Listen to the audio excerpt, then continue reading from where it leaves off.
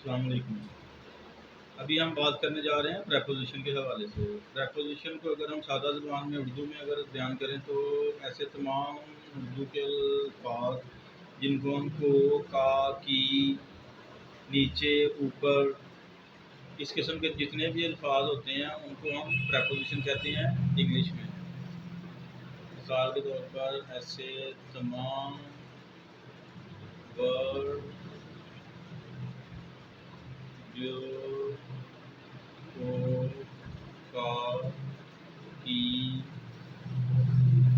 اوپر،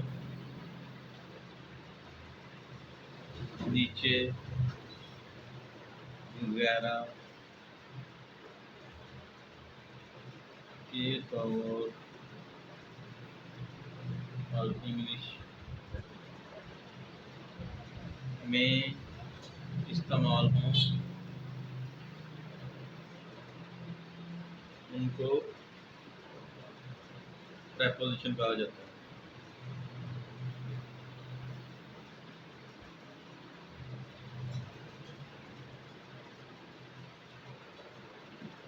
جیسے ان، آن، of, from, under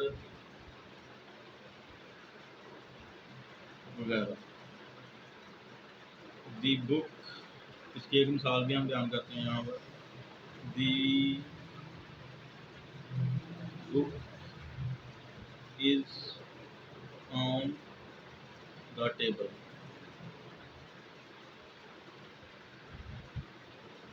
یہ پریپوزیشن ہے ہماری۔ دی بک از آن دا ٹیبل، کتاب ٹیبل کے اوپر ہے۔ اگر اسی کو تھوڑا سا تبدیل کرنا ہو کہ ہم یہ کہیں، اس کا ترجمہ یہ لینا ہو کہ کتاب ٹیبل کے اندر ہے، تو پھر آن کی جگہ پہ کیا آئے گا؟ ان۔ کتاب ٹیبل کے اندر ہے تو پھر اس کو اس طرح ہم جو ہے وہ بیان کریں گے انگلش میں، دی بک از ان the table. In the table سے مراد کہ ٹیبل کے کسی کبرڈ کے اندر ہے، ٹھیک ہے۔ اگر یہ ہم نے لکھنا ہو اردو میں، اگر ہم یہ لکھیں کہ کتاب ٹیبل کے نیچے ہے، تو پھر ہم اس کو چینج کریں گے، نہ ہی ان آئے گا نہ ہی آن آئے گا، پھر اس کی جگہ پہ آئے گا انڈر، نیچے۔ یعنی کوئی تختہ بنا ہوا ہے، ٹیبل کے نیچے پڑا ہوا ہے، پڑی ہوئی ہے بک، اس کو ہم انڈر کے طور پر استعمال کرتے ہیں۔ تو نیکسٹ جو ہمارا پارٹس آف اسپیچ ہوگا اس کے اوپر ہم نیکسٹ لیسن میں بات کریں گے۔ تب تک کے لیے اسٹوڈنٹس اللہ حافظ۔